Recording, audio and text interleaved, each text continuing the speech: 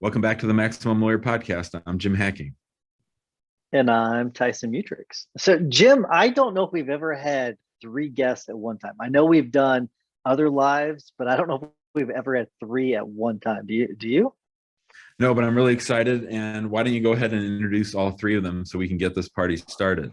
All right, I'm not doing full bios, just Nope. full disclosure. I'll let you introduce yourselves. We got Emilia Cotto, we got Lindsay Cobalt, and we got Elise Bowie. And it is a powerhouse, is what we've got. And we're going to talk about law firm owners and preparing for maternity leave is what we're going to be talking about. It's something that Jim and I know nothing about, but it's something that we've got three people that are experts at it. So it's going to be a fun conversation. Thanks, everybody, for coming on. Let's go ahead and get started with Elise. Elise, why don't you've had children, obviously, and been a long time law firm owner. And I know that, this is not at all like guys don't have anything to do with raising of children or anything like that. But Tyson's right. I've had conversations with Lindsay. I've had conversations with Emilia. They're both at varying stages of preparing for maternity leave while opening a law firm. And I thought, boy, who better to get on the show and maybe to just sort of brainstorm a little bit to help them out and anyone else out who's going through this. So Elise, thanks for being with us. Oh, thanks so much for having me. I mean, getting ready to have a baby is a huge job, much less owning a law firm while you're getting ready to have a baby. So I think it's awesome that we're talking about this. So this is it's funny. So Jim and I normally have like a routine where like one of us will ask a question, another will ask a question. So what I will probably do is we'll have a question, we'll pose it to all of you, and then let you take turns at answering that question. So before we do that though, Emilia, just really quick, we'll do you, Lindsay, and then we'll go Elise. Just introduce yourselves for the people that don't know who you are, and so they can get a little bit more information about you. Sure. So my name is Emilia Cotto. I'm an immigration attorney. I do Canada and US immigration, and I'm based out of Troy, Michigan, and Windsor, Ontario. And in terms of my pregnancy, I'm about ready. Baby can come anytime. So it's a fun topic of conversation because it's something that's definitely on my mind on a daily basis. And yeah, I'm really looking forward to talking to Lindsay, Elise, and Tyson and Jim about, I guess how we prepared and then the things that I'm kind of still trying to figure out as well. So I'm Lindsay Cobalt. I am a estate administration, estate planning, and real estate attorney. I have a smaller area in central Pennsylvania, which makes me able to do those things. I am expecting this is our first pregnancy. We went through a very long infertility journey, which I've been trying to be open about because I think we don't talk about it enough, and women need to kind of stand together, and men who support them on that journey. But we're expecting twins because of that. They're fraternal, and I am 24 weeks pregnant. And with a twin pregnancy, the average delivery is 35 weeks, but we could go 30 weeks and have to be in the NICU. So I'm anxious and trying to keep it together. That's awesome. I'm Elise Bowie. I am older, not pregnant. I have a law firm, a family law firm in Seattle, but I am a mom of 4, stepmom of 2. So I feel you. Like, this is not an easy thing. All right, well, let's get started with Emilia. Emilia, you and I spent a lot of time talking these last few months about the impending birth of your child, and we're excited about that, of course. Why don't you walk our audience through sort of some of the concerns that you had, some of the thought processes that we had to go through as we worked our way through that? Yeah, I started with a really different idea, I think, than what's actually, I think, how it's actually playing out. But originally, I was just really concerned about maintaining the growth of the firm, and I didn't want, I didn't want it to slow down. So I was really concerned about what hires I had to make, what I had to do for marketing, how I could get ahead of things so that everything could continue sort of business as usual. And then throughout the process, as we started getting ready, like as the pregnancy progressed, I kind of felt that I would be missing out on like some of motherhood and time with the baby if I had to do that. And I also struggled a lot with finding the right people. So that's kind of what we worked through it. And yeah, I won't give everything away yet, but yeah, basically things aren't going to be business as usual for the next few months. Lindsay, do you want to answer that question too? Sure. I am really thankful that I'm part of the guild, and Emilia is too, and I know Elise is too. I fangirl on Elise all the time, but I was panicking, to be honest. Initially I thought, this is definitely real and we feel very blessed, but we've had losses. So I kind of had this interior, I don't want to get too vested. Maybe I shouldn't change my behaviors too much just yet. And then probably around 16 weeks, I thought, like, this is real. Like, there's two little hearts in there. They're growing, they're moving. And I really need to get serious about them and about my clients and my firm. And so I talked to some local folks that I have near me that unfortunately aren't in Maximum Lawyer, but I'm trying. But I reached out to the guild and I kind of just had this, like, I'm going to ramble and tell you everything I'm afraid of and what should I do. And of course, I got tons and tons of people that responded, and I've been talking to a couple of them and kind of working through that as I adjust. And at first I thought, I'm going to take 12 weeks. I'm going to take FMLA. I have short-term disability, like finances are covered.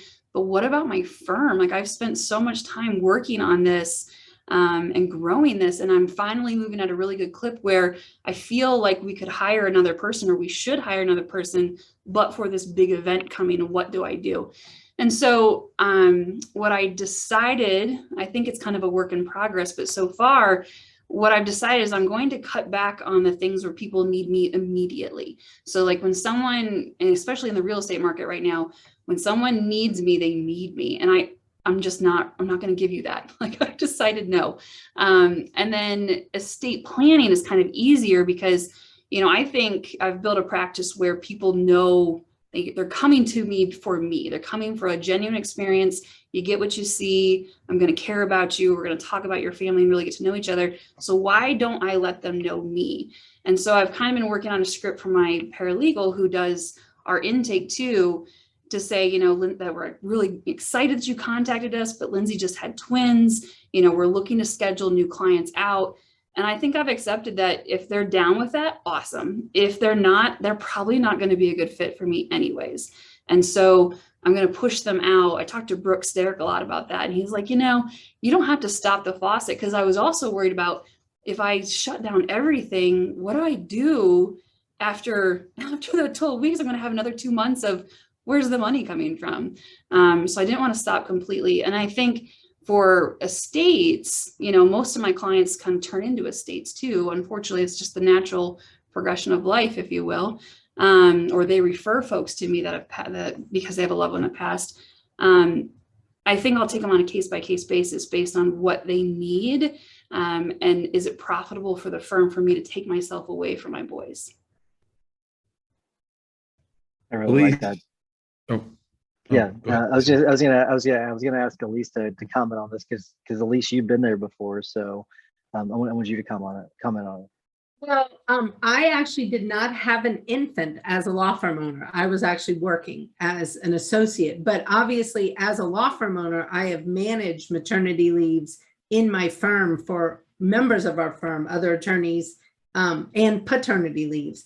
So one of the things that I think of listening to Lindsay and Emilia that I think is important is to think of this in terms of a business succession plan and really figure out, I think Lindsay, you hit the nail on the head when you're talking about, like, how do you message this to your potential new clients, and how do you package it in such a way where they can wait for you and they can do things, because there's so much that depending on your team and the size of your team, they can help you, and they can, I think turning off the faucet completely is very scary. Like, when you're looking at building a firm, and that's a big inertia point, you get to a point and the faucet is actually running. But also realizing that, as somebody who has had a bunch of kids, worked through all of them and dealt with that, I actually went back to work clerking for a federal judge at 2 weeks. So like I literally brought an infant with me in a bucket seat to court. That's a whole long story. But that being said, you would be surprised at how much easier it is in the beginning than it is later. That first year is much easier to contain the children and do your work around them. You're literally going to find your bigger, I don't think I can curse on podcasts, but those Go moments, for it. those moments come later. And when that child starts running all around and going places, and then even worse when they're older and you're driving them a million places. So it is surprising how much you can navigate that 0 to 1. And I really encourage you. I'm all like these fair play. I am like a absolute evangelist about fair play, but you have got to get fair play. If you don't have it, get the card game, get your husband or partner on board, because if you can start this, new family routine in a way that is equitable in your home, it is going to look so different than if you start it where you're the only one doing all the things, and then you're trying to pick back up your business and carry that. I really encourage you to bring in fair play as soon as possible. If I was y'all, I'd be reading it now. We'd be playing the card game. I'd be all over that. That's awesome, Elise. You talked a little bit about, here both Emilia and Lindsay have put a ton of energy into getting liftoff from this law firm that they have going, and then all of a sudden it's almost like a gear shift change. Yeah. And can you talk about the emotion of it, and sort of like what advice do you have mindset wise for them? Like, I think Lindsay's a point of, if they're not down with me being gone for a while because I'm having a baby is a good one. But what about the psychological, I would say, sadness of having to put the law firm on hold while you still have the joy of the baby or the babies?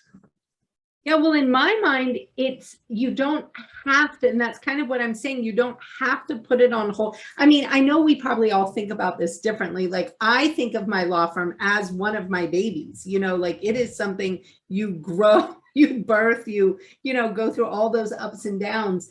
And I don't mean to sound, I feel like I'm going to sound almost trite, but you got to learn to navigate this now. Like, if you want to stay a law firm owner through raising children, you have to learn to navigate and juggle, and you have to think about it in cycles. Like, your baby needs certain things, 0 to 1, 1 to 3, 3 to 6, and it's going to always be looking different. So having that entrepreneur mindset of being willing to experiment and being up for change and up for that, what you're doing now, what's been working for you maybe beautifully over the last 12 months might look totally different. Maybe you're going to be doing work at funky hours, or maybe your partner is going to take like a few hours on a Saturday or Sunday, and you're going to get like a big hunk of time to do that, on your business work that you've been doing now different times. But again, with little ones, you will be, itty bitty ones, that is the time you can get more done. And, you'll still, I think, find, there's a lot of downtime. Babies sleep a lot, and they obviously you have to sleep too, though. And there's whole issues if you're nursing. And one of the things that I did every time I had a baby that I found really helpful, I just got myself completely wrapped around the idea that my schedule was no longer my own. Like, I was going to have to run with whatever the baby schedule was. And so many moms spend so much time trying to get their babies to sleep, and they're literally like here. they spend so much time in anger.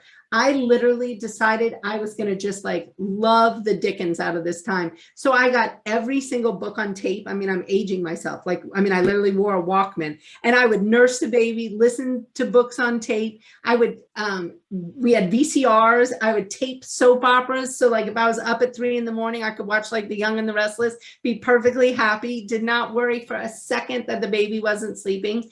Because I mean, this is your only time to like have that time with your child, and you don't want to spend that first year being angry. You know what I mean? So like really embracing it for what it is. And I think as an entrepreneur, you have like a leg up because you're used to experimenting, trying things. Maybe they don't work, and you can do that with your baby and your work too, and really embrace this time.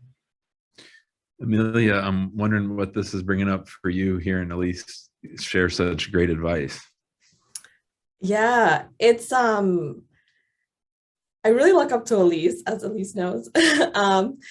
And something that, because I did experience feeling that sadness that you described, where you work so hard to get it to a point where you're not worrying, you know, like every day where your next client is coming from.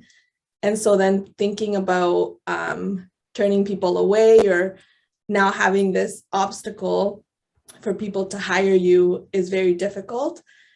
But seeing how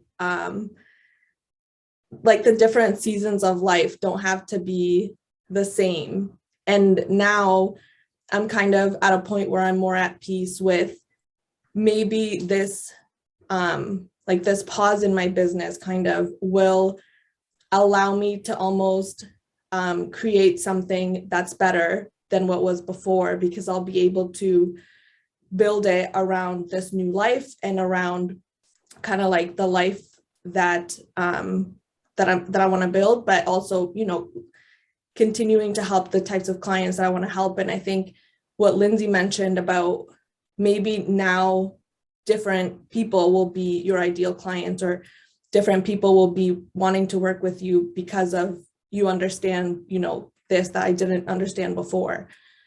Because I know that that is like part of the reason why people want to work with me sometimes is because I've gone through the process myself. So now I'm thinking it'll change. And so I definitely relate with what you were saying about feeling like I'm missing out. And I think Jim, in a lot of our conversations, you know how much I struggled with that and how much I struggled to really let go, and I still struggle with it. And even now, like today, I met with someone that was an ideal client, but I know that it would mean changing the plan again. And I'm kind of just at peace with it, with how it's played out, and just knowing that it can still continue to evolve into something better than it was before. Emilia, have you thought about at all, like taking this time that you're away from your business, you know, with your baby, and really, I mean, I think of Jim a lot in this, like, I mean, frou to the max, like literally make your, I mean, you could do videos, you could do so many things to bring your authentic new mother self to your marketing and to what you're doing, and literally just use this time in a way that would actually propel your business forward when you're ready to step back in a more, you know, more time. Yeah, I think that's part of the, one of the really nice perks is that I've never been in a position where I feel like I can do only the things I want to do. Yeah. Like it's never been like that. And so I am really excited to explore what I feel like doing and what kind of things I want to work on for the business, and yeah, how to incorporate kind of this new phase in my life into the business, because I can already sort of tell that it has changed some things, and it has changed even over the last year. I've really focused even more and more on the types of cases and clients. So yeah, that's one of the things that I'm actually really looking forward to, is having the space to focus on only the things that I want to be doing, as opposed to everything that comes with law firm ownership, which is, you know, a mix of everything. Yeah. Oh, and I would absorb every book, every podcast, everything humanly possible. Like my baby would literally think I was born with earbuds in my ears. So I want to shift gears a little bit. One of our associates, she's actually pregnant now, and so she's going through this. And about a year ago, we had the conversation about this, and so I said, hey, I want you to develop like what you want to be like the perfect maternity policy. And so that's what she did. And I said, I'll probably make some edits to it, but draft it and I'll make some edits. And that's what we did. And I'm glad, because like now we have a plan in place. So I want to start with Lindsay. Like, have you thought about that part of it as you grow, as your firm grows, developing it based upon what you're going through, how you would want it to be if you were an associate? Have you started that conversation? So we'll go with you, Lindsay, then you, Emilia, and then I want to get some advice from Elise as to what she thinks about having a policy in place. To be honest, no. I feel like I failed this part of the test. And the reason only is because it's me and my paralegal. And I think a part of me felt like I was never going to get here. Like I had a really long conversation with Jim where poor Jim thought we were going to get on a really productive call, and I just started crying. It was awful, but it was great, but it was awful. So yeah, so I think probably I'll reflect on it. I think that's where I'm strongest at, is the reflection aspect. I don't know if I'll ever even really want an associate, but paralegals or admins, absolutely. And it's probably going to be, I would think it might be scarier for them, because I feel like when you're in an organization, you're like, this is my job, I'm part of this team, at least if you love the team. And it's always going to be here and they're going to take care of me. Whereas I feel like as the owner, I'm like, how am I going to pay for all this stuff? Like, how am I going to make sure clients keep coming? How am I going to make sure that the firm doesn't take a hit or I lose my positioning in my market? And so that's really where my focus has been of late. But I think that's a really good thing to add to my to-do list in terms of all the stuff that I want to accomplish.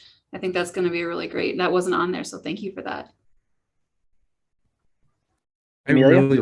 Sorry, Jim. I was just say, I really like that point that Elise made, which is, Gary Vee always says, don't create, just document. And you guys are about to embark. I mean, maybe the two of you together should start a podcast or a blog on having your own law firm and being a mom. I mean, like, I certainly don't think we can do justice to it in a half an hour. And, even if it's just you guys rapping twice a month or, and you just talk about what you're going through, I think that would be a real service to lawyers. I mean, if you guys, let me put it to you this way. If I told you there was a podcast like that a year ago, would you have listened to it? Yes. Yeah. For sure. I really love the Canadian perspective on the maternity leave. And I think that's something that has been one of the culture shocks of living in the States now, because in Canada, by law, you can take 12 or 18 months.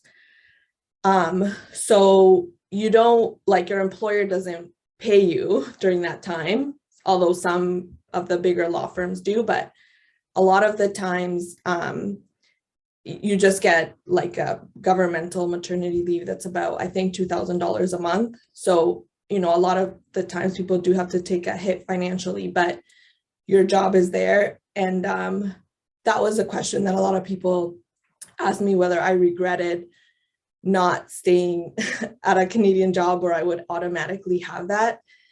And so I think that that's something that I would like to implement in the future. And I think if you're gonna have to sort of add someone to your team for 4 months to kind of cover someone else, you can add someone for 12 months. And even it might even be like a way to grow the firm that way as well. But I think I'm also kind of testing it out myself and seeing how long,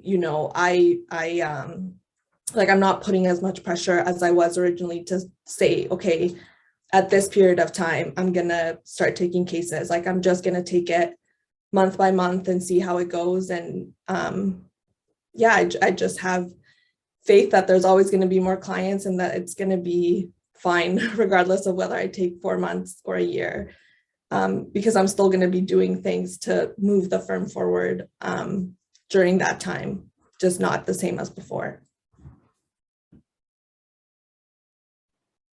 I love Elise, that. what are your thoughts?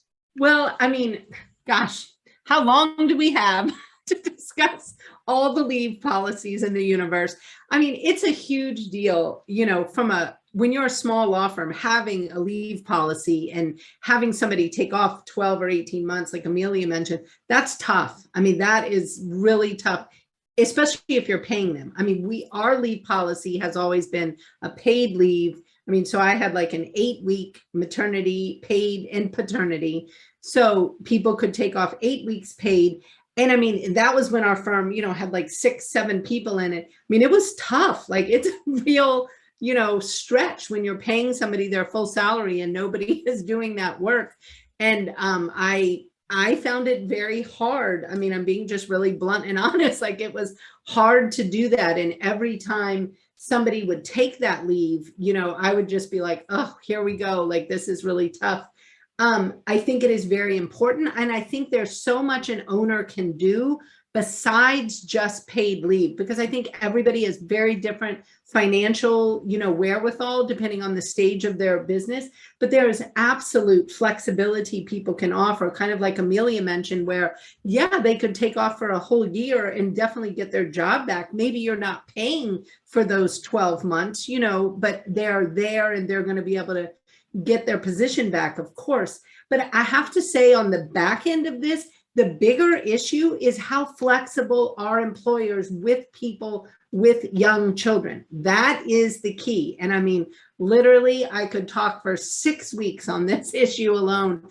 It is the only way to keep quality women working in the workforce is to offer just unlimited flexibility, because God forbid they're married to a man who's not a fair play evangelist and is not doing anything to help at home. That person is navigating all that invisible labor at home and the labor at work. And as an employer, if you can offer just untold amounts of flexibility and, you know, but you have accountability built in so that we look at it in our firm as we have as much flexibility as humanly possible. Like all things are fair game in the flexible world. We have a high demand of communication to make that flexibility work. And we have high personal responsibility.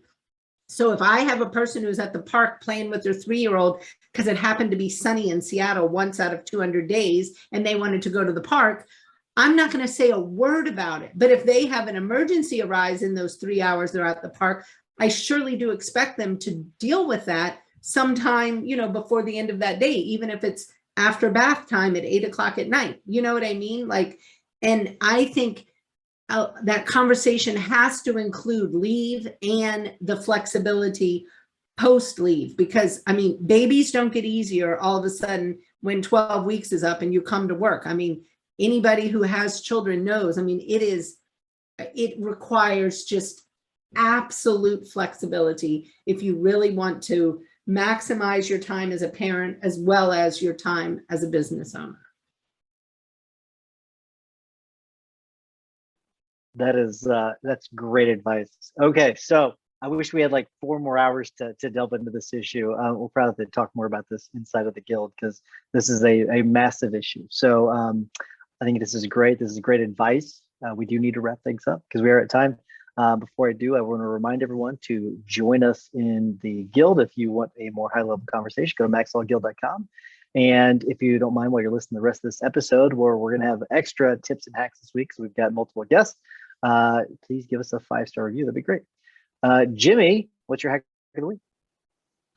So mine's a real simple one. We signed up for Best Buy's Total Tech about a year ago, and we've used the crap out of it. It's I think it's like $100 or $199 a year, and it gets you Geek Squad access and sort of free shipping and priority customer service. It's been great for us. So if you if you are thinking about not using Amazon, a Best Buy is great, and having the Geek Squad there to help us with tech stuff has been fantastic.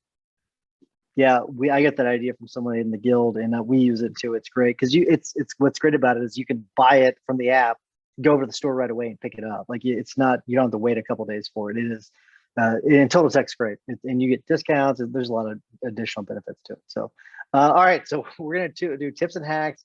We'll start with Elise, then we'll go to Lindsay, then we'll go to Emilia. So Elise, you get to go first. You have a tip or a hack for us? Well, my tip, it's not tech, it's actually mindset. And I got it from somebody else who, in it, interestingly, a mom of a lot of children, to not use the word busy in our vocabulary, to turn the word busy to the word full. Because when a lot of times busy has a negative connotation, and I think we moms tend to talk in terms of busy. And we have to remember that everything we're doing is our choice. I mean, that's a kind of timely thing to say in light of the political world. We'll just not go there. But it is our choice when we fill things in our lives. And so to think about your life being full and full of things that you're choosing. And I think, especially when we're talking about new moms to be, that is such an important thing to think about, because you want your life to be full of all things that you're putting there purposefully. Such great advice. Very good. I really like that. So that's excellent. Lindsay, what you got for us? So mine came from, obviously, like I said, we were on an infertility journey, and the clinic that I went to was super hands-on, had all of these tutorials sent to us, like learning all of this new stuff, right? Like the difference between IUI and different types of drugs you take and shots versus this versus that and IVF. And it was awesome, right? And then once we graduated from there, because then they send you back to your PCP, it was like whiplash. Like I went in and they were clueless about the stuff that I went through, and there was no tutorials, no, like all this other stuff that as moms we have to learn about, like, you know, genetic testing and all of these, you know, the schedule and all this stuff that I feel like they could have done such a better job. And so I was ranting to my husband about it. And I was like mid-stop, right? And I was like, oh my God, I could apply this to the firm, right? And so after that moment, I created all of these brochures and tutorials because I kept on getting the same questions like you guys talk about all the time. But then I like packaged it with my branding and I hired someone from Upwork. So my tip, even though it's super long-winded, sorry, is reflect on your customer experience or like client experience with someone else and go, why does this suck and how could I make it better? That is so good. That was so great. One of my favorite tips I've heard. That's awesome. Emilia, you're up next. Tip or hack for us? Yeah, those are going to be hard to follow, but one thing that I'm really grateful for that I did near the beginning of my pregnancy journey is hired a coach to help me work through preparing for my maternity leave as a business owner. And I think that that's something that there's so many conversations that need to be had, and having that with someone that understands what it's like to grow a business and to understand where you want to go and everything was really invaluable. So if someone is starting to look ahead and kind of trying to figure things out, I think having either a business coach or someone else, another law firm owner that's going through that journey is a really good investment. Such great advice. That's really good. Mine is, I kind of already talked about it, but to have a maternity/paternity policy in place and like get it done now and get feedback from your employees to draft it. Don't just draft up something that you found on the internet. Draft something that works for your firm, for your employees. And like what Elise was talking about, like we have like a tapered return policy where like it's not like you just have to come back after 12 weeks. Like you come part-time and then a little bit more part-time, and then you ease your way back into it. So, and that's what works best for us. That may not work best for Jim's firm or Elise's firm. So you develop what works best for you, have that policy in place, because otherwise if you don't have it, you're probably gonna have hurt feelings in some capacity on one side or the other if you don't have that policy in place. So make sure you have that done. So that's my tip of the week. Thank you so much, Elise, Lindsay, Emilia. I wish we had so much more time because this is such a great topic. So, but thank you so much for sharing your thoughts, your feelings, everything else. So really appreciate it. Thanks for Thank having you. us. Thanks, guys. Good luck, guys. Thank you. See you, everybody. Thank you. Bye. Bye.